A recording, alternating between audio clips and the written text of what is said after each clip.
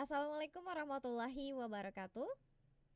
Pemirsa Sultan TV, senang sekali kita tentunya menjumpai Anda kembali dalam talk show Bincang hari ini di edisi Senin 27 Februari 2023. Nanti sebelum kita membahas tema kita yang sangat menarik di pagi hari ini, tentunya kita ingatkan kembali untuk Anda yang belum memfollow media sosial kita di Instagram kita di @sultantv.co dan juga @beritasultantv, lalu fanpage Facebook kita di @kreatifsultan dan juga YouTube streaming kita di Sultan TV.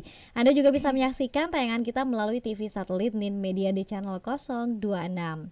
Pemirsa, kalau kita ingat-ingat kembali dan juga membaca beberapa informasi ya di media mainstream, kita ketahui bersama bahwa diabetes mellitus yang terjadi pada anak ini disebutkan bahwa angka kasusnya semakin hari semakin meningkat.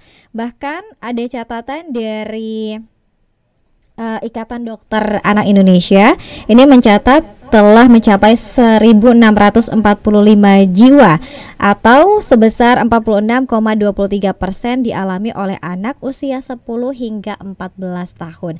Lalu seperti apa kasus diabetes mellitus pada anak khususnya mungkin di Provinsi Banten ya secara umum, dan juga apa penyebab yang bisa ini terjadi pada anak ya, karena memang tadi diabetes mellitus ini kalau kita ingat-ingat sepertinya bisa terjadi hanya pada orang dewasa saja dan juga orang tua, namun saat ini kita temukan kasusnya pada anak.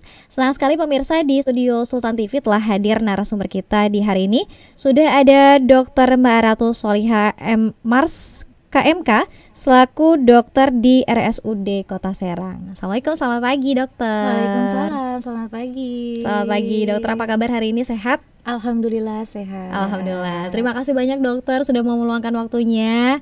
Ini alhamdulillah ya, berjodoh juga hari ini kita bisa di schedule ya. Baik, Bu Dokter mungkin boleh dijelaskan dulu kenapa sih mungkin kalau kasus diabetes mellitus pada anak sepertinya kita baru dengar akhir-akhir ini ya, khususnya di tahun 2023. Bisa dijelaskan?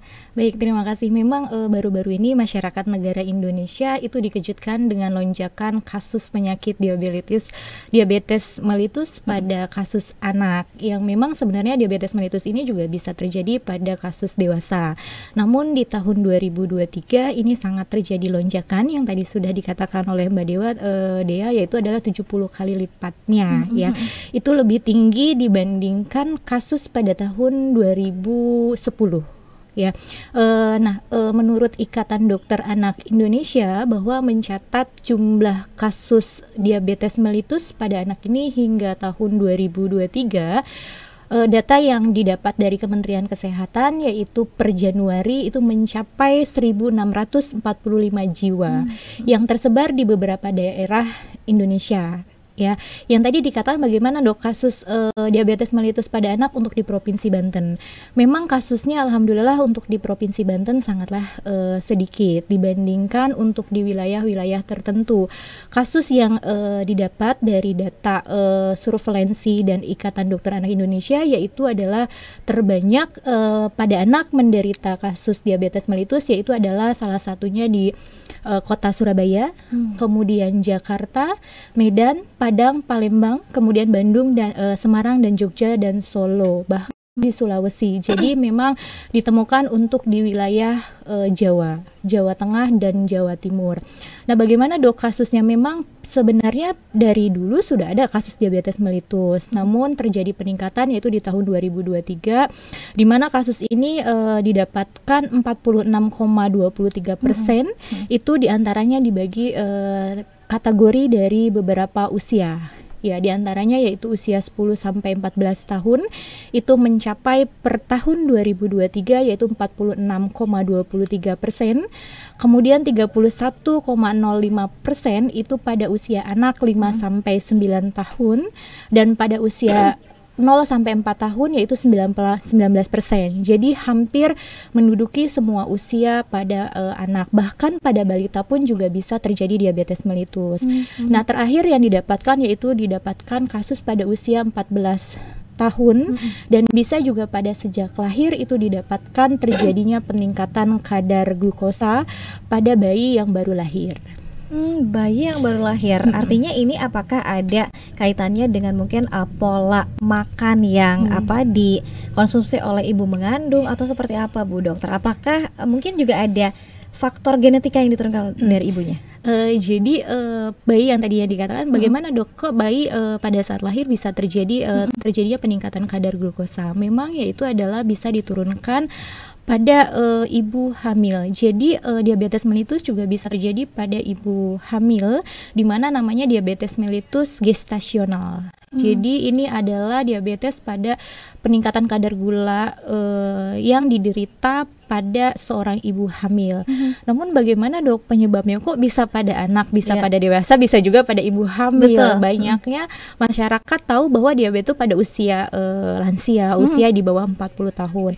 Nah, ini memang untuk kasus diabetes mellitus sendiri itu dibagi dua tipe, di mana ada tipe 1 dan tipe 2. Namun ini yang kasus yang terjadi pelonjakan yaitu adalah diabetes mellitus tipe 1, yaitu pada kasus anak, dan 10%-nya yaitu adalah tipe 2.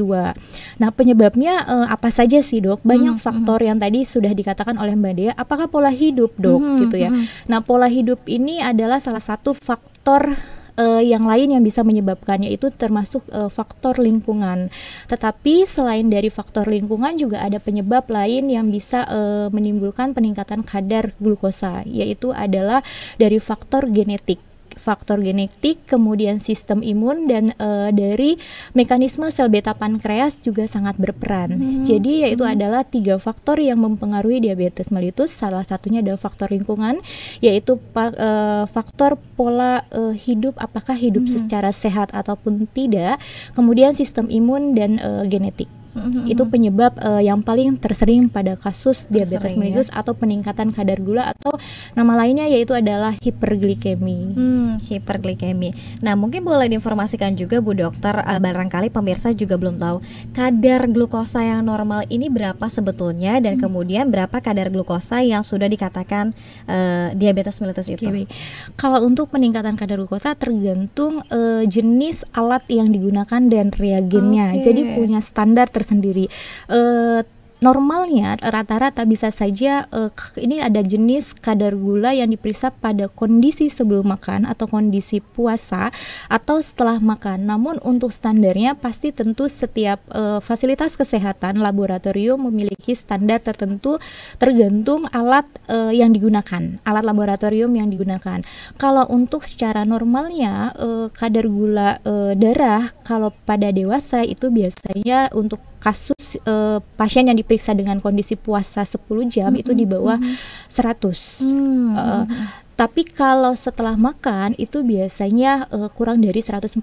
Tapi ada juga yang dikatakan tergantung alat yang tadi saya sudah bicarakan, bisa saja standar dari alat tersebut dikatakan normal yaitu di bawah 180. Jadi tidak menjadi suatu patokan. Ini harus kita juga lihat dari alat yang digunakan dalam pengecekan tersebut. Namun ketika untuk kasus diabetes melebihi dari normal yang digunakan alat tersebut, itu maka sudah bisa dikatakan peningkatan kadar gula. Jadi kita biasanya akan melihat nilai rujukan yang sudah ditentukan dari laboratorium tersebut, gitu. Jadi untuk kadarnya berapa sih dok? Tergantung alat yang digunakan dalam pengecekan kadar gula itu. Namun biasanya secara umumnya adalah kalau untuk puasa di bawah 100, kalau untuk makan yaitu adalah di bawah 140 sampai 180 itu masih dalam batas normal gitu. Baik, oke. Ini tergantung pada alat yang digunakan dan juga kondisi kita berpuasa atau sedang tidak berpuasa atau setelah makan ya. Nah, Bu Dokter, kalau untuk kadar gula yang memang tadi sudah divonis diabetes mellitus pada anak ini sama ya kalau hitungannya dengan orang dewasa? Berbeda. Okay. Tergantung juga pada alat yang digunakan ya. Namun biasanya kalau pada anak itu di bawah 100 itu kan biasanya pada bayi lahir itu dilakukan pengecekan terlebih dahulu juga. Biasanya kalau pada bayi lahir itu cek kadar gula 70 atau 80 masih dalam batas normal. Jadi kembali lagi kepada alat yang digunakan, tapi pasti berbeda karena kalau pada kondisi bayi baru lahir itu tentu bayi belum diberikan asupan ya. Namun pada kondisi yang anak yang sudah dewasa, memang dia sudah bisa dilakukan pengecekan kadar gula setelah makan ya. Dan itu kadar normalnya tidak beda jauh dari dewasa, tergantung usianya, dan itu biasanya di bawah 120 itu masih dianggap normal. Bahkan pada pengalaman saya, dan saya pernah mendapatkan pasien juga pada kasus anak itu terdapat kadar glukosanya mencapai kadar 240. Artinya ini adalah sudah terjadinya peningkatan glukosa dan penyerapan dari insulin di dalam tubuh, metabolismenya sudah tidak baik. Gitu. Baik, tadi karena ada salah satu faktor lagi adalah daya imun seseorang juga yang berbeda-beda. Nah, dokter, kalau kepada kasus bayi yang baru lahir, ini apakah yang lebih besarnya faktor genetika yang diturunkan oleh ibunya atau pola hidup ibunya ketika semasa mengandung ini mungkin sering memakan makan makanan yang manis, coklat gitu ya, dan lain-lain ya, biar mudik kali ya, seperti apa? Biasanya faktor genetik yang lebih besar presentasinya dibandingkan pola hidup dari ibu ya, karena itu adalah genetik yang diturunkan ketika ibu memang ada metabolisme insulin yang tidak baik, bisa diturunkan kepada bayi yang baru lahir. Dan risiko tinggi juga pada bayi yang memang dengan berat badan yang berlebih.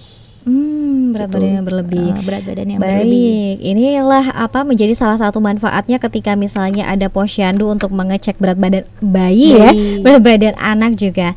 Baik, Bu Dokter, mungkin kita juga ingin tahu apa sih kemudian ciri yang mungkin bisa kita lihat nih ketika seorang anak ini menderita diabetes mellitus, seperti apa cirinya?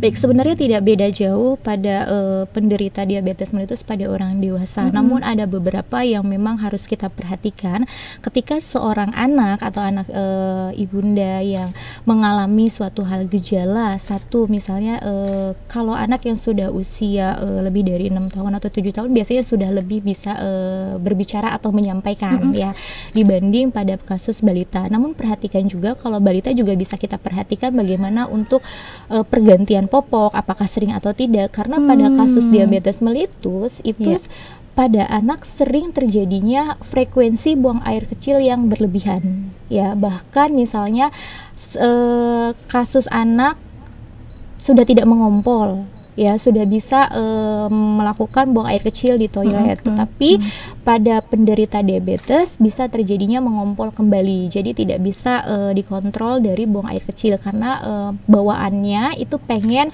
pipis terus pada penderita anak yang dengan kadar hiperglikemi tinggi. Kemudian selain itu juga, tapi untuk pengen pipis juga ini juga kami sebagai seorang dokter tidak bisa langsung menjudge atau mengatakan bahwa dia adalah peningkatan kadar glukosa tinggi, karena bisa saja selain itu bisa saja terjadi infeksi saluran kencing, pun bisa saja muncul gejala pengen pipis. Jadi dengan menegakkannya yaitu dengan pengecekan kadar glukosa, apakah ini memang karena infeksi saluran kencing atau memang ada peningkatan kadar hiperglikemi itu. Nah, selain itu juga anak selalu pengen minum atau merasa kehausan, kemudian pengen makan, terus cepat lapar. Bahkan bisa ketika kadar glukosa itu tidak terkontrol bisa menyebabkan kepada saraf-saraf mata dan bisa penglihatannya menjadi kabur ataupun buram. Dan perhatikan juga kepada anak ibunda apakah terjadi penurunan berat badan ataupun tidak. Biasanya terjadi penurunan berat badan drastis, yaitu kurang lebih 2-6 minggu terjadi penurunan berat badan. Nah, bagaimana dok? Apakah pada kasus diabetes mellitus ini bisa membahayakan ya? Memang bisa saja terjadi suatu hal komplikasi ketika tidak dikontrol dari kadar gulanya, yaitu bisa terjadinya namanya ketoasidosis diabetikum. Jadi ini bisa mempengaruhi dari fungsi otaknya dan bahkan bisa terjadinya penurunan kesadaran gitu. Itu adalah gejalanya, dan bisa juga muncul lagi yang lebih berat, yaitu anak kondisi sesak. Tapi untuk gejala yang tidak mengkhawatirkan, salah satu tanda gejalanya yaitu adalah anak cepat haus, kemudian lelah dan pengen pipis terus. Baik. Dan Bu Dokter, ini tadi ada beberapa tanda ya yang mungkin bisa kita lihat secara pengecekan awal terlebih dahulu. Namun tadi juga disebutkan oleh Bu Dokter untuk memastikannya tetap harus dicek kondisi kadar gula yang dimiliki oleh anak tadi. Baik, Bu Dokter, kita harus rehat terlebih dahulu. Nanti kita lanjutkan lagi ya usai jeda. Masih kita akan berbincang lagi. Lalu apa nih yang bisa dilakukan oleh para orang tua untuk kemudian mencegah atau mungkin mengobati ya anak-anak yang sudah menderita diabetes mellitus? Tetap bersama kami pemirsa dalam bincang hari ini.